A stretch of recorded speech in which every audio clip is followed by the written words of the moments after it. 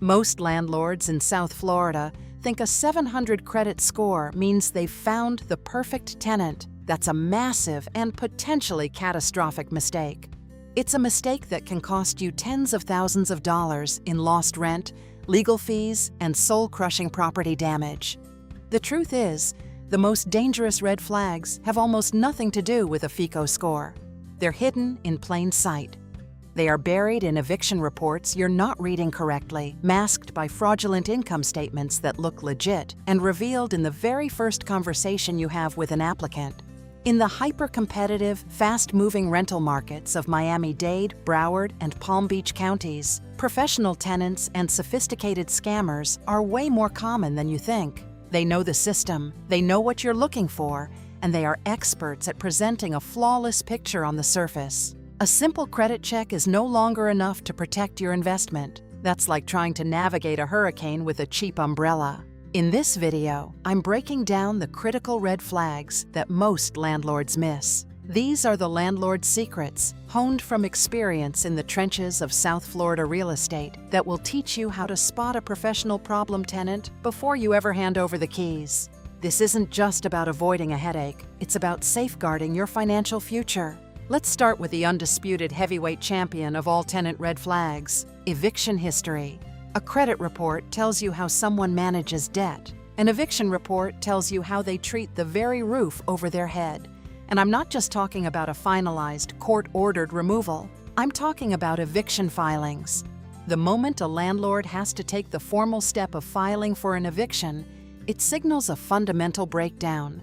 It means communication has failed, payment arrangements have collapsed, and the relationship is broken beyond simple repair. In South Florida, this is a particularly sharp risk. Statewide, Florida saw about 151,000 eviction filings in 2023, the most in over a decade. While that number dipped slightly to around 147,000 in 2024, it remains extraordinarily high compared to pre-pandemic norms. For landlords in the Miami-Fort Lauderdale metro area, which covers Miami-Dade, Broward, and Palm Beach, there were 15,853 eviction filings over the last year alone. And in the Orlando metro area, eviction filings in early 2025 were still running about 40% higher than before the pandemic. The sheer volume means you, as a landlord, are operating in a high-risk environment. The good news is that Florida gives landlords incredible access to this information. Unlike some states, Florida law doesn't impose a time limit on how far back you can look for eviction records. You can and should look at an applicant's entire rental history within the state. You need to go beyond the simple checkbox on a third-party screening report. Get comfortable with the clerk of court websites for Miami-Dade, Broward, and Palm Beach counties. Search the applicant's name in the public records. First, distinguish between a filing and a judgment. A judgment, or a writ of possession, means the tenant went through the whole process and lost. This is the biggest red flag possible. In my business, an eviction judgment is an automatic denial, period. There is no story, no excuse that can justify that risk. But what about just a filing? The applicant might say, "Oh, that was just a disagreement with my landlord. It was dismissed." Don't take their word for it. Look at the case details. Was it dismissed because the tenant paid the back rent at the last minute to avoid being thrown out? That still tells you they were willing to push it to the absolute brink. It shows a pattern of not prioritizing their rent payment. Multiple filings are another giant warning sign. One filing might be an anomaly, a single tough month. But two or more filings, even if they were dismissed, signal a chronic pattern.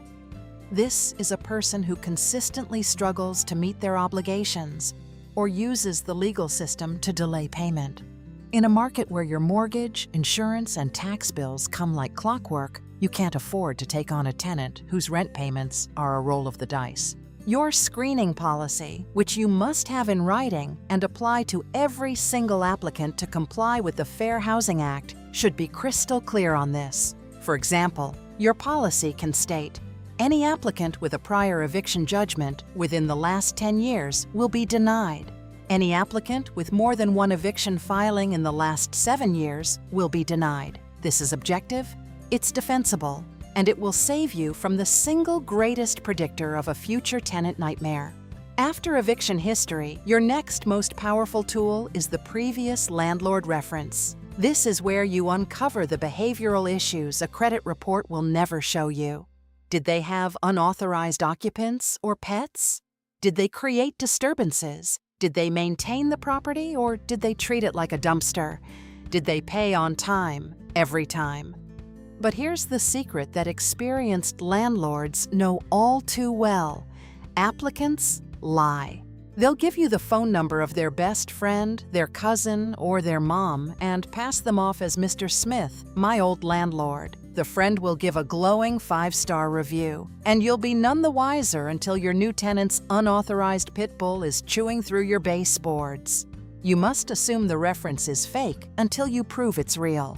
This is non-negotiable due diligence. So how do you verify the verifier? It's a 2-step process. Step 1 is to play detective. Take the address of the applicant's previous rental, which you required on the application. Go to the public records website for that county, the property appraiser's office. For example, search for the Miami-Dade County Property Appraiser online. You can search by address. The property record will show you the name of the legal owner of that property. Does the owner's name match the landlord's name the applicant gave you? If it's a private individual, it should. If it doesn't match, that's a huge red flag. Now, there are some legitimate exceptions. The property might be owned by an LLC or managed by a professional company. If they give you a property manager's name, Google the company, find their official phone number, and call that number, not the one the applicant provided. If the property is owned by 123 Main Street Holdings, LLC, you can often search the state's Division of Corporations website, sunbiz.org in Florida, to see who the registered agent or managing member of that LLC is. That name should have some connection to the reference you were given. Step 2 is asking the right questions. Once you have the real landlord on the phone, don't just ask, "Were they a good tenant?" That's a lazy, useless question. A good tenant means different things to different people. You need specific, non-yes or no questions that get to the heart of the matter. I'm calling to verify the rental history for the applicant's name. Can you confirm the dates they rented from you and the address? Did they pay their rent on time consistently? How many times in the last 12 months was the rent more than 5 days late?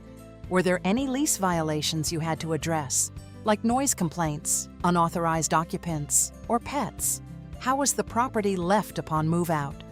Were there any damages beyond normal wear and tear that had to be deducted from the security deposit? And the most important question of all, would you rent to them again? The pause before they answer this question tells you everything. Any hesitation, any ums or ahs, is a soft no. A landlord who had a great tenant will say absolutely in a heartbeat without a second thought. Anything less is a warning. Remember to document this call. Take notes, including the date, time, the person you spoke with, and their answers. This documentation is part of your business records and protects you if an applicant ever claims you denied them for discriminatory reasons. You can show your decision was based on a consistent, business-like process of verifying their rental history. The golden rule of landlording is that a tenant's gross monthly income should be at least 3 times the monthly rent. It's a solid standard that ensures they have enough buffer to cover their living expenses and still pay you. But in today's world, verifying that income has become a minefield. The rise of fake pay stubs and doctored bank statements is a serious problem. For a few dollars online, anyone can generate a professional-looking pay stub from any company they choose. Relying on a single piece of paper is a recipe for disaster. The secret here is to build a pyramid of proof. You need multiple independent points of data that all tell the same story. First, let's talk about the pay stubs. Require at least 2 to 3 of the most recent consecutive pay stubs. When you get them, don't just glance at the net pay. Scrutinize them. Look for signs of fraud. Inconsistent formatting. Are the fonts, alignments, or logos fuzzy or slightly off? Check for pixelation. Round numbers. Real paychecks are almost never round numbers. Deductions for taxes and insurance result in odd cents. If you see a net pay of exactly $2,500, be very suspicious. Bad math. Do the math yourself. Does the gross pay minus all the itemized deductions actually equal the net pay? You'd be surprised how often scammers get this wrong. Check the year-to-date figures. Does the YTD income make sense? If their second pay stub of the year shows a YTD income of $30,000, something is very wrong.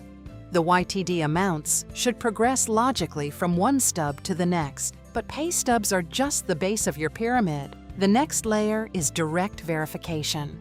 Your application should have a section for the applicant's employer, including company name, address, and a phone number for HR or a direct supervisor. And you need to call them. Many large companies use third-party verification services, which is fine. The goal is to independently confirm that the applicant is currently employed there and to verify their rate of pay and length of employment. What if they're self-employed? This is super common in South Florida's economy. In this case, you need more documentation. A self-employed applicant should be able to provide the last 2 years of tax returns, specifically the Schedule C, which shows profit or loss from a business. The last 3 to 6 months of business and personal bank statements. When you look at bank statements, you're not just looking for a balance, you're looking for the flow of money. Do the deposits look consistent and regular? Are they sufficient to support the claimed income? Large, unusual, one-time deposits might not be income at all. They could be a loan from a family member to make their account look good. You're looking for a stable pattern of business revenue. The final piece of your proof pyramid is the bank statement for a W-2 employee, too.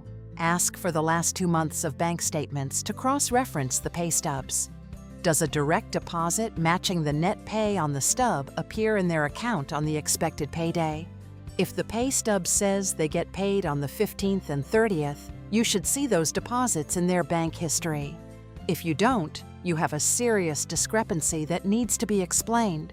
Your written policy should state what you require for income verification for all applicants. Applying this consistently protects you under fair housing laws and ensures you get a true picture of an applicant's ability to pay. If you're a landlord in South Florida and you're finding this information valuable, do me a quick favor and hit that like button. It really helps the channel and tells YouTube that more landlords and property investors need to see this kind of practical advice. It costs you nothing, but it helps me keep creating in-depth content like this for free. Thank you. I really appreciate it. Now let's get back to the red flags. So far, we've focused on documents and data, but some of the most telling red flags are behavioral. Remember, the application and showing process is an audition. A prospective tenant is on their best behavior, trying to win you over. So if their best behavior is problematic, just imagine what their everyday behavior will be like once they have the keys. Here are the subtle behavioral red flags you need to watch for. This is the person who calls and says, "I have cash in hand and I need to move in tomorrow. My current landlord is selling the house." This extreme urgency is a massive red flag. While legit last-minute moves happen, more often this is a tactic to get you to skip steps in your screening process. They're hoping you'll be so tempted by the quick cash that you'll forgo calling their previous landlord or waiting for the full background check. Why the mad rush? Are they being evicted? Is there a reason they can't wait a few business days for proper screening? Slow down. The best response is, "I appreciate your interest. Our standard screening process takes 3 to 5 days, and we process complete applications in the order they're received. You're welcome to submit one." A good tenant will understand. A problem tenant will often get pushy or just disappear. This is the applicant who, during the first showing, points out every tiny flaw. A microscopic paint chip, a smudge on a window, the fact the fridge isn't the latest model. They might even start making demands before they've even applied. "If I rent this, will you be replacing all the kitchen appliances?" This is a preview of what's to come. This is the tenant who will call you every day with a new non-emergency complaint. They will be demanding and high maintenance, draining your time and energy. A reasonable applicant might ask a question or two, but someone who finds fault with everything is telling you they will never be satisfied. Pay close attention to their communication style from the start. Are their emails or texts coherent and professional, or are they in all caps with no punctuation? Do they show up on time for the showing, or do they cancel at the last minute and expect you to reschedule? Do they go dark for days after you ask for a document, only to reappear with an urgent demand? This isn't small stuff. It's a direct reflection of how they will communicate about important issues, like a maintenance problem or, more critically, late rent. If they are unreliable and unprofessional now, they will be 1,000 times worse when they're your tenant. You have a process for a reason. If an applicant tries to get around it, that's a red flag. This includes refusing to fill out the application online, saying, "I'll give you my social security number when you approve me," or trying to pay the deposit before the application is even processed. This is a control tactic. They are testing your boundaries from day one. A landlord who lets an applicant dictate the process is a landlord who will be walked all over for the entire tenancy. Hold firm to your system. It's what separates the professionals from the amateurs. An application form is a legal document. It's the foundation of your screening. A sloppy, rushed, or incomplete application is more than just an annoyance. It's a huge red flag. They are trying to secure housing, a primary necessity.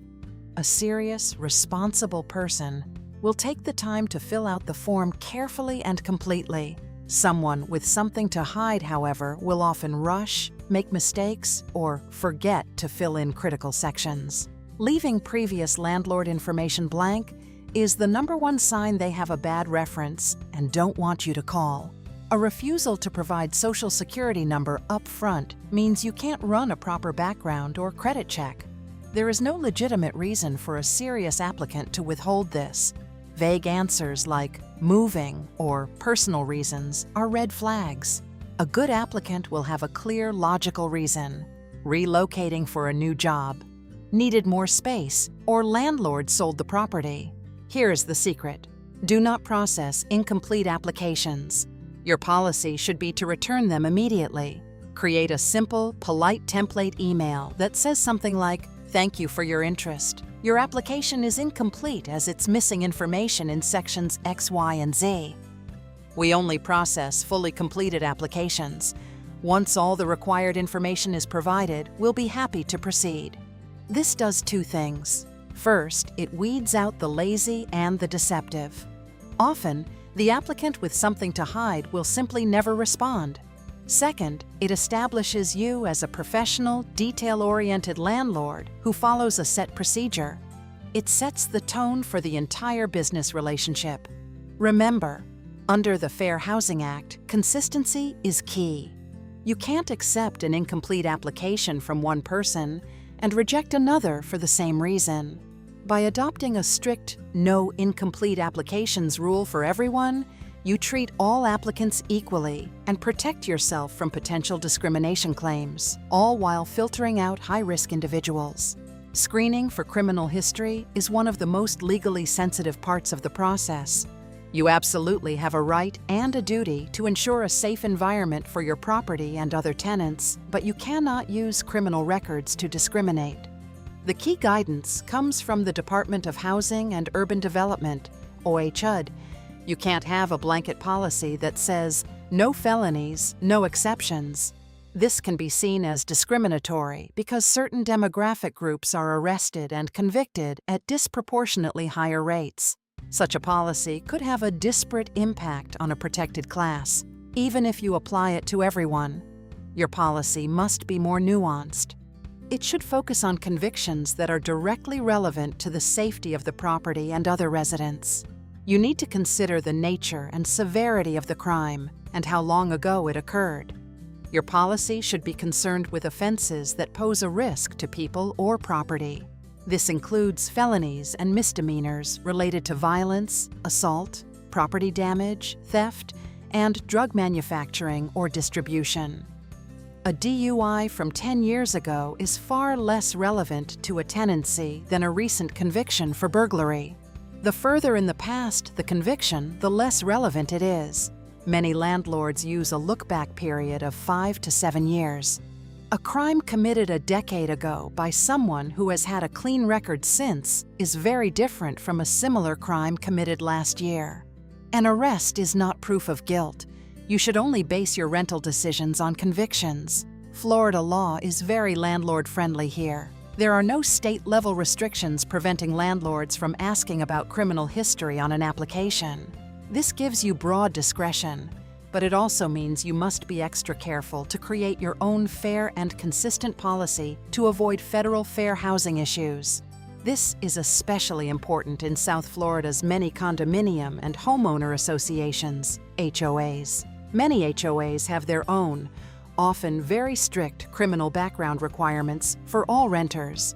If your property is in an HOA, you need a copy of their rules because their criteria might be even stricter than yours, and the HOA has the final say. Finally, always know your obligations under the Fair Credit Reporting Act, FCRA. If you deny an applicant based wholly or partly on information in their criminal background report or credit report, you must provide them with an adverse action notice. This notice informs them of the denial, provides the name and contact info of the screening company you used, and tells them of their right to get a free copy of the report and to dispute its accuracy.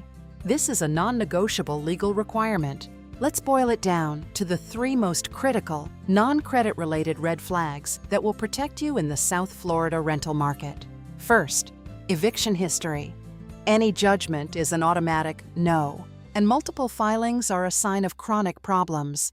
Do your own research in the county court records. Second, the previous landlord lie. Always verify that the reference is the actual owner or property manager and ask the killer question: would you rent to them again?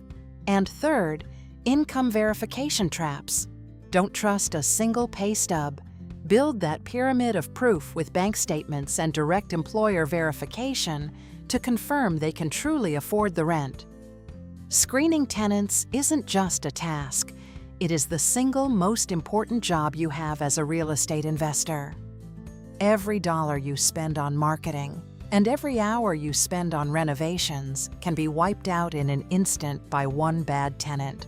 By moving beyond the credit score and learning to spot these hidden red flags, you stop being a hopeful landlord and start acting like a savvy business owner.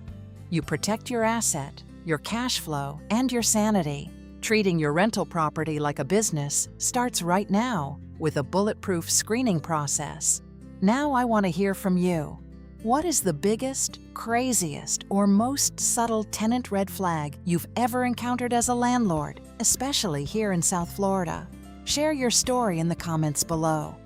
Your experience could be the one thing that saves another landlord from a massive headache. And finally, if you want more practical, no-fluff advice for succeeding as a landlord and real estate investor in the unique Florida market, make sure you subscribe to the channel and turn on notifications. Thanks for watching, and I'll see you in the next video.